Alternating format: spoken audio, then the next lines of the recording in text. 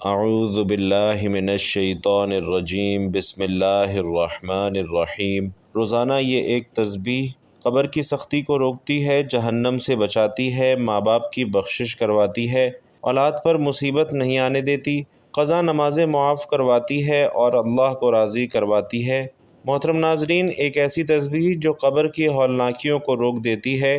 یہ تسبیح جہنم کی آگ سے بچا لیتی ہے۔ یہ وہ عمل ہے جو اللہ کو اتنا محبوب ہے کہ جس کے نصیب میں آ جائے اس کا رب اس سے راضی ہو جاتا ہے۔ یہ تسبیح وہ عمل ہے کہ اگر آپ کے ماں باپ دنیا سے جا چکے ہوں تو ان کی قبروں میں روشنی اور مغفرت کا سبب بن جاتی ہے۔ اگر اولاد کسی مصیبت کے دہانے پر ہو تو اس تسبیح کی برکت سے وہ مصیبت دور ہو جاتی ہے، اور اگر کوئی شخص زندگی میں گناہوں سے تک چکا ہو تو یہی تسبیح اس کا سہارا بن جاتی ہے۔ ناظرین، یہ تسبیح وہ عمل ہے جو مرنے کے بعد قبر میں انسان کا محافظ بن جاتا ہے۔ جب فرشتے سوالات کرتے ہیں تو یہ تسبیح آسانی پیدا کر دیتی ہے۔ جب انسان پل صراط چلنے لگتا ہے تو یہی تسبیح اس کے قدموں کو بجلی کی طرح تیز کر دیتی ہے تاکہ وہ لمحوں میں گزر جائے، اور جب جہنم سامنے آتی ہے تو یہی تسبیح دیوار بن جاتی ہے، یہاں تک کہ جنت کے فرشتے بھی اس کے لیے دروازے کھول دیتے ہیں۔ محترم عزیزو، یہ تسبیح عام نہیں ہے، یہ ان لوگوں کے لیے ہے جو سچے دل سے رب کی طرف پلٹنا چاہتے ہیں، جو اپنے اعمال کو بخشوانا چاہتے ہیں، اور جو یہ چاہتے ہیں کہ مرنے کے بعد ان کے ساتھ کوئی ایسی چیز ہو جو ہر سخت مرحلے پر ان کا ساتھ دے۔ اور وہ تسبیح کیا ہے، وہ عمل کیا ہے، یہ آپ کو آج کے اس خاص ویڈیو میں بتا رہا ہوں، جو آپ کو آخرت کی ساری مصیبتوں سے بچائے گی اور دنیا میں آپ کے لیے رزق اور مال و دولت میں اضافہ فرمائے گی انشاءاللہ۔ بھائیوں اور بہنوں، قیامت کے دن وہ دن ہوگا جب ہر انسان نفسا نفسی کی صدا لگا رہا ہوگا۔ انسان اپنے سگے بھائی کو دیکھے گا مگر پہچاننے سے انکار کر دے گا۔ ماں جو دنیا میں اپنی اولاد کے لیے راتیں جاگا کرتی تھی، اس دن اپنے بچے سے بھاگے گی، اور باپ جو اپنی اولاد کے لیے رزق کما کما کر خود بھوکا رہتا تھا، اس دن اپنے بیٹے کو دیکھ کر آنکھیں پھیر لے گا۔ اللہ تعالیٰ قرآن مجید میں فرماتا ہے کہ جس دن انسان اپنے بھائی سے بھاگے گا، اپنی ماں اور باپ سے، اپنے بیوی اور بچوں سے، ہر شخص کو اس دن اپنی ہی فکر ہوگی۔ قیامت کے دن صرف روشنی اور فرشتوں کا دن نہیں، وہ دن ہولناکیوں سے بھرپور دن ہوگا۔ پہاڑ روئی کی طرح اڑیں گے، سورج سروں پر لٹکا ہوگا، زمین تپش سے پگھل رہی ہوگی، اور لوگ پسینے میں اس حد تک ڈوبے ہوں گے کہ کچھ کے کانوں تک، کچھ کی ناک تک، کچھ کے سروں تک پسینہ ہوگا۔ اور ایک حدیث میں آتا ہے، ہر شخص کو اس کے اعمال کے مطابق پسینہ آئے گا۔ محترم عزیزو، اس دن کا تصور کرتے ہی دل کانپ جاتا ہے، مگر ہمیں حضور نبی کریم صلی اللہ علیہ وسلم کی سیرت سے وہ اعمال بھی ملتے ہیں جو انسان کو اس دن کے عذاب اور قبر کی سختی سے محفوظ رکھتے ہیں، اور انہی میں ایک وہ عمل ہے جس کا ذکر آج کی اس ویڈیو میں کر رہا ہوں۔ امیر المومنین حضرت علی کرم اللہ وجہہ بیان فرماتے ہیں، نماز فجر کے بعد نبی کریم صلی اللہ علیہ وسلم صحابہ کرام کی طرف متوجہ ہوئے اور ارشاد فرمایا، کیا میں تمہیں ایک ایسا عمل نہ بتاؤں جو اللہ کے نزدیک سب سے محبوب ہے، جو قیامت کے دن تمہارے لیے روشنی بنے گا، تمہارے گناہوں کا کفارہ ہوگا اور تمہیں جنت کی طرف لے جائے گا؟ صحابہ نے عرض کیا، یا رسول اللہ، ضرور بتائیے۔ آپ صلی اللہ علیہ وسلم نے فرمایا، وہ عمل ذکر اللہ ہے۔ یہ وہ ذکر ہے جس کے لیے قرآن میں فرمایا گیا ہے کہ اللہ کے ذکر سے دلوں کو سکون حاصل ہوتا ہے۔ یہی ذکر دنیا میں انسان کے سینے کو نورانی بناتا ہے اور آخرت میں نجات کا ذریعہ بنتا ہے۔ ایک روایت میں آتا ہے کہ حضرت ابو ہریرہ رضی اللہ تعالی عنہ فرماتے ہیں کہ نبی کریم صلی اللہ علیہ وسلم نے فرمایا کہ جو شخص صبح کے وقت 100 مرتبہ سبحان اللہ و بحمدہ پڑھتا ہے، اس کے سارے گناہ معاف کر دیے جاتے ہیں، چاہے وہ سمندر کی جھاگ کے برابر ہی کیوں نہ ہو۔ اسی طرح حضرت فاطمہ الزہرا رضی اللہ تعالی عنہا کو جب مشقت ہوئی تو رسول اللہ صلی اللہ علیہ وسلم نے ان کے لیے کوئی نوکر یا خادم نہیں دیا، بلکہ فرمایا کہ سونے سے پہلے 33 مرتبہ سبحان اللہ، 33 مرتبہ الحمدللہ، 34 مرتبہ اللہ اکبر پڑھا کرو، یہ تمہارے لیے خادم سے بہتر ہے۔ محترم عزیزوں، ذکر اور اذکار صرف زبان کی حرکت نہیں بلکہ دل کی توجہ کا نام ہے۔ جو لوگ دنیا میں صبح شام کے ذکر کے اذکار کے پابند ہو جاتے ہیں، ان کے چہروں پر نور آ جاتا ہے، ان کی زندگی میں سکون اتر آتا ہے، اور ان کے گھروں میں خیر و برکت کا نزول ہونے لگتا ہے۔ یہی ذکر موت کے بعد قبر میں انسان کا ساتھی بن جاتا ہے۔ حضرت براء بن عازب رضی اللہ تعالی عنہ روایت کرتے ہیں، نبی کریم صلی اللہ علیہ وسلم نے فرمایا، جب بندے کو قبر میں رکھ دیا جاتا ہے اور وہ اپنے ساتھیوں کی جوتیوں کی آہٹ سنتا ہے تو اس وقت اگر وہ مومن ہو تو نماز اس کے سرہانے آ جاتی ہے، روزہ دائیں طرف، زکوٰۃ بائیں طرف اور دیگر نیک اعمال پاؤں کی طرف آ جاتے ہیں۔ جب فرشتے سوال کرنے آتے ہیں تو یہ ہر طرف سے یہ اعمال اس کا دفاع کرتے ہیں۔ اور یاد رکھیے ناظرین کہ جس شخص کے پاس دنیا میں اعمال کی طاقت ہوگی وہ قیامت کے دن پرسکون رہے گا۔ حضرت عثمان رضی اللہ تعالی عنہ جب کسی قبر کے پاس کھڑے ہوتے تو اتنا روتے کہ ان کی داڑھی مبارک بھیگ جاتی۔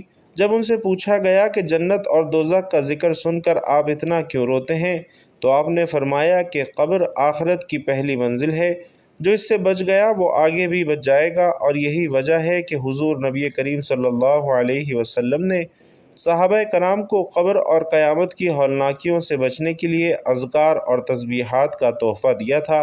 بھائیوں اور بہنوں، انسان جب دنیا سے رخصت ہوتا ہے تو اس کے ساتھ نہ کوئی مال جاتا ہے، نہ جائیداد، نہ عہدہ، نہ شہرت۔ قبر میں صرف اس کے اعمال ساتھ جاتے ہیں، اور یہی اعمال اس کے لیے روشنی، حفاظت اور نجات کا ذریعہ بنتے ہیں۔ اگر اعمال نیک ہوں تو قبر باغوں میں سے ایک باغ بن جاتی ہے، اگر اعمال گناہوں سے بھرے ہوں تو قبر جہنم کے گڑھوں میں سے ایک گڑھا بن جاتی ہے۔ قرآن مجید میں فرمایا گیا ہے کہ ہر شخص کو موت کا مزہ چکھنا ہے، اور تمہیں تمہارے اعمال کا پورا بدلہ قیامت کے دن دیا جائے گا۔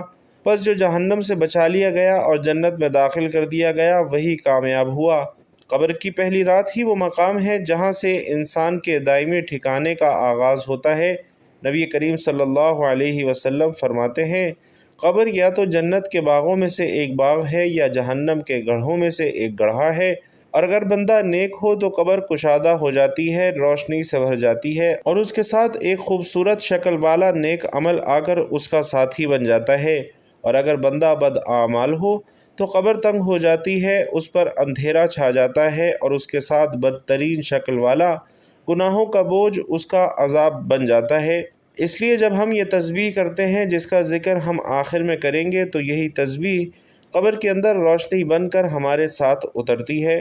نبی کریم صلی اللہ علیہ وسلم فرماتے ہیں، جب بندہ قبر میں رکھا جاتا ہے تو اگر وہ ذکر الہی کا عادی ہوتا ہے تو قبر کہتی ہے، مرحبا اے پاکیزہ روح، تیرے لیے میری گہرائی خوشبو سے بھری ہو جائے گی، تیرے لیے کشادگی کر دی جائے گی، تیرے لیے نور بچھا دیا جائے گا۔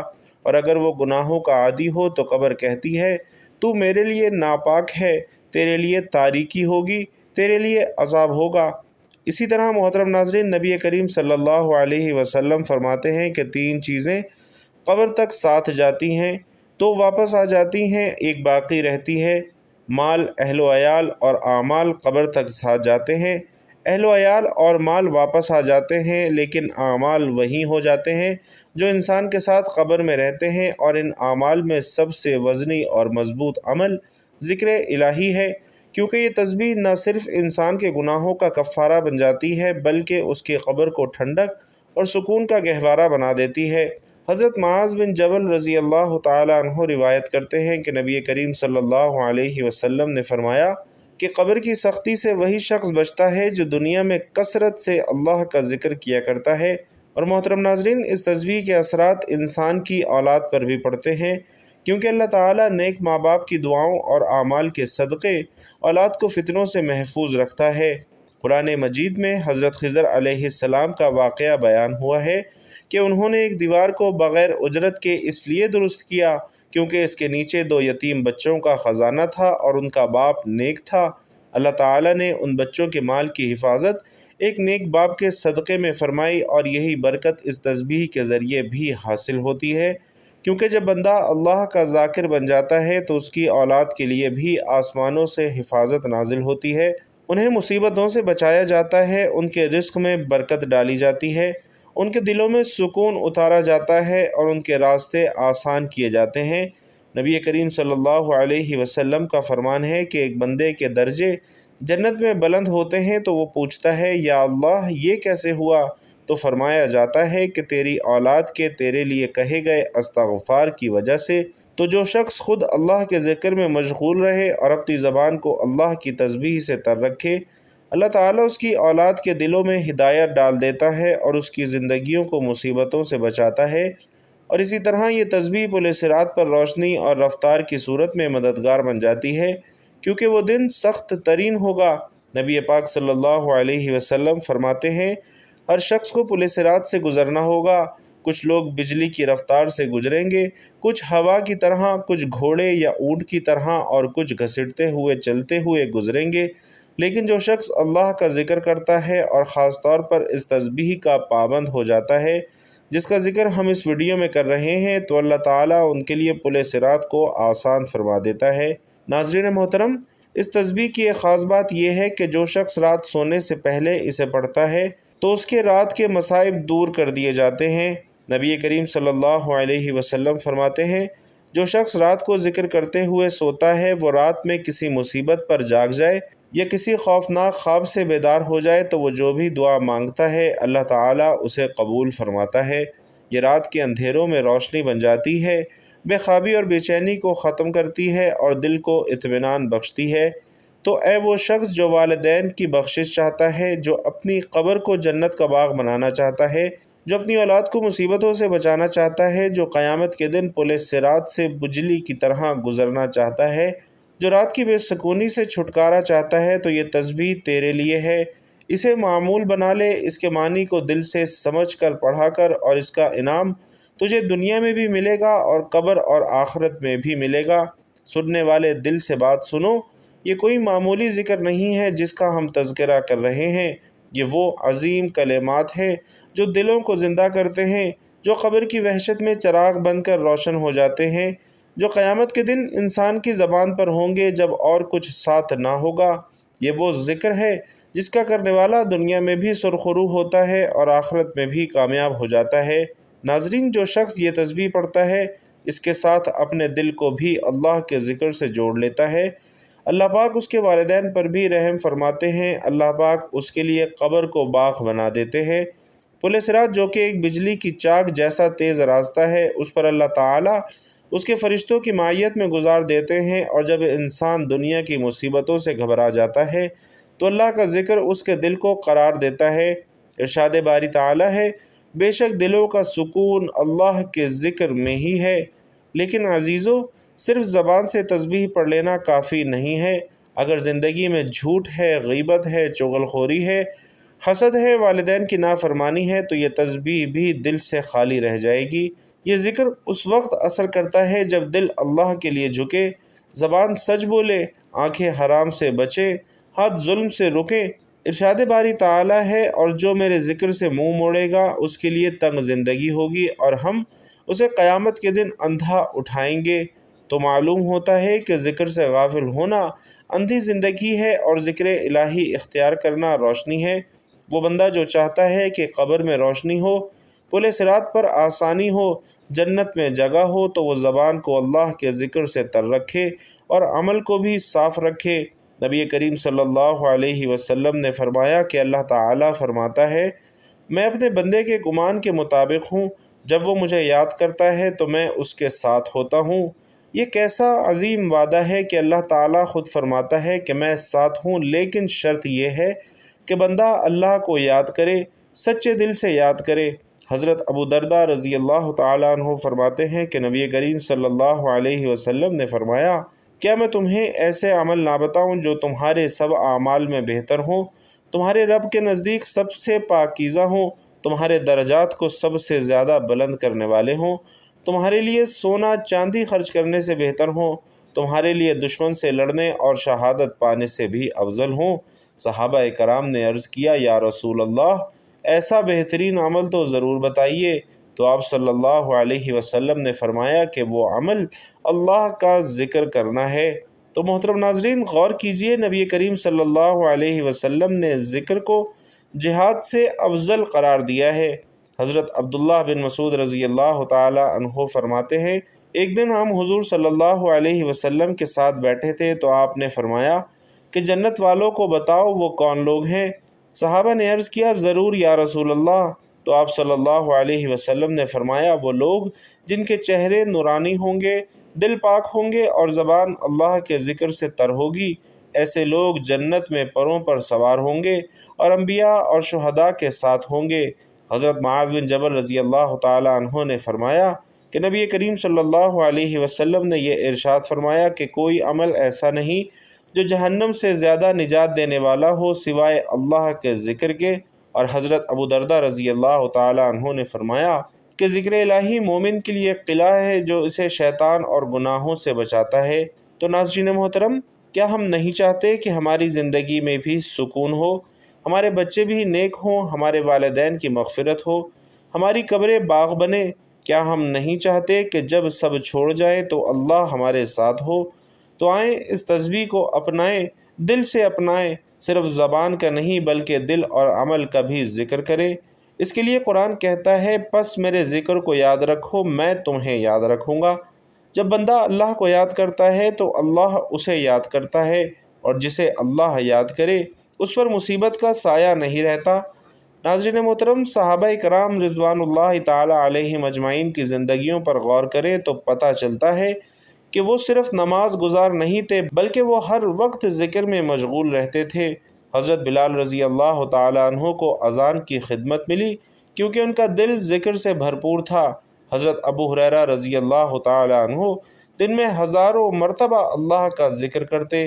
حضرت عمر رضی اللہ تعالی عنہ فرماتے تھے کہ میں صبح کے وقت اللہ کا ذکر نہ کروں تو دن میں برکت نہیں آتی تھی۔ نبی کریم صلی اللہ علیہ وسلم خود اللہ کے ذکر میں سب سے زیادہ رہنے والے تھے۔ آپ صلی اللہ علیہ وسلم فرمایا کرتے تھے کہ میں ایک دن میں 70 مرتبہ سے زائد استغفار کرتا ہوں اور دل اللہ کی طرف رجوع میں رہتا ہے۔ بس جو لوگ چاہتے ہیں کہ اللہ ان کی دعائیں سنے، ان کی راتیں پرسکون ہوں، ان کی قبریں جنت کی گود بنے، اس کے والدین کی بخشش کا سامان ہو اور ان کی اولاد نیکی کی طرف مائل ہو، تو وہ یہ تسبیح پڑھنے کے ساتھ ساتھ زندگی کو بھی اللہ کے لیے ڈھالے، تبھی یہ تسبیح ان کی زندگیوں کو بدلے گی انشاءاللہ۔ تو محترم ناظرین، قیامت کے آثار ہمارے سامنے آ چکے ہیں۔ دن بدن دل سخت ہوتے جا رہے ہیں، رزق سے برکت اڑتی جا رہی ہے، گھروں میں سکون نہیں رہا، قبروں میں روشنی نہیں، دعاؤں میں اثر نہیں، اور ہم پھر بھی غافل ہیں۔ ہم میں سے کتنے لوگ ہیں جو یہ چاہتے ہیں کہ ان کے والدین کی مغفرت ہو، ان کی قبر جنت کا باغ بنے، ان کی زندگی سکون سے بھر جائے اور قیامت کے دن ان کا پل صراط سے گزرنا بجلی کی طرح آسان ہو، اور موت کے بعد جب اندھیری رات ہو، قبر تنہا ہو، کوئی ساتھی نہ ہو، تو صرف اللہ کا ذکر ہمارے ساتھ ہو۔ تو آئیے جانتے ہیں آج کی اس بابرکت تسبیح کے بارے میں۔ یہ تسبیح کسی وقت کی پابند نہیں ہے، نہ کسی خاص جگہ کی حاجت ہے۔ آپ یہ چلتے پھرتے اٹھتے بیٹھتے کسی بھی نماز کے بعد جب جہاں جیسے آپ کو وقت ملتا ہے آپ پڑھ سکتے ہیں، بس نیت صاف ہو، دل اللہ کی طرف جھکا ہو، تو انشاءاللہ یہ تسبیح ہماری زندگیوں کو خوب نفع دے گی۔ سب سے پہلے نبی کریم صلی اللہ علیہ وسلم کی ذات اقدس پر درود پاک کا نذرانہ پیش کرنا ہے۔ اللہم صلی علی محمد وعلی آل محمد کما صلیت علی ابراہیم وعلی آل ابراہیم انک حمید مجید۔ اللہم بارک علی محمد وعلی آل محمد کما بارکت علی ابراہیم وعلی آل ابراہیم انک حمید مجید۔ اب آپ نے ایک تسبیح یعنی 100 مرتبہ تیسرے کلمے کی ورد کرنا ہے، جو کہ ہے سبحان اللہ والحمد للہ ولا الہ الا اللہ واللہ اکبر۔ اس کلمے کی آپ نے ایک تسبیح مکمل پڑھنی ہے، یعنی 100 مرتبہ آپ نے یہ کلمہ سبحان اللہ والحمد للہ ولا الہ الا اللہ واللہ اکبر پڑھنا ہے۔ نبی کریم صلی اللہ علیہ وسلم کا فرمان عالی شان ہے کہ یہ کلمات میرے لیے دنیا اور ما فیہا سے بہتر ہیں۔ یہ وہ کلمات ہیں جن کے ذریعے قبر کے اندھیرے روشنی میں بدل جاتے ہیں، اور یہ وہ ذکر ہے جس سے قیامت کے دن میزان میں وزن بھرا جاتا ہے۔ جو شخص ان کو 100 مرتبہ روز پڑھے، اللہ اس کے والدین کی قبریں روشن فرما دیتا ہے، اس کے رزق میں برکت عطا فرماتا ہے، اور سب سے بڑھ کر یہ کہ اللہ اس سے راضی ہو جاتا ہے۔ اب دوسرا ورد یہ کرنا ہے کہ آپ نے اللہ کے صفاتی ناموں میں سے ایک ایسا نام 100 مرتبہ پڑھنا ہے جو کہ مغفرت کا سبب بنتا ہے۔ اللہ کا صفاتی نام یا غفارو یعنی بہت زیادہ معاف کرنے والا، اس نام کا ورد آپ نے 100 مرتبہ کرنا ہے۔ یعنی اس کی بھی ایک تسبیح مکمل کرنی ہے۔ اس نام کی فضیلت یہ ہے کہ قرآن مجید میں اللہ تعالیٰ فرماتے ہیں اور بے شک میں بہت بخشنے والا ہوں۔ اس کے لیے جو توبہ کرے اور ایمان لائے اور نیک عمل کرے پھر ہدایت پر قائم رہے، اس نام کے پڑھنے سے دل کے گناہ دھلتے ہیں، اللہ کی مغفرت کے دروازے کھلتے ہیں۔ نبی کریم صلی اللہ علیہ وسلم فرماتے ہیں کہ جو بندہ سچے دل سے یا غفارو کہتا ہے، اللہ اس کے 70 بڑے گناہ بھی معاف فرما دیتا ہے۔ تو اللہ تعالیٰ کا یہ صفاتی نام پڑھنے کے بعد آپ نے آخر میں ایک مرتبہ پھر درود ابراہیمی پڑھنا ہے اور اللہ کا شکر ادا کرنا ہے کہ اس نے آپ کو یہ توفیق دی کہ آپ نے اس عظیم تسبیح کا اہتمام کیا۔ تو بھائیوں اور بہنوں، اس تسبیح کو اپنے روز کا معمول بنا لیجئے۔ انشاءاللہ اس کے معجزات اور کرشمے آپ خود اپنی آنکھوں سے دیکھنا شروع ہو جائیں گے۔ اللہ کریم سے دعا ہے کہ میرا سنانا اور آپ کا سننا اپنی بارگاہ میں قبول و منظور فرمائے، آمین یا رب العالمین۔ ناظرین کرام، اللہ تعالیٰ کے 99 ناموں میں سے کوئی بھی ایک نام کمنٹ باکس میں ضرور لکھیے گا۔ اللہ رب العزت آپ سب کا حامی و ناصر ہو، آمین یا رب العالمین۔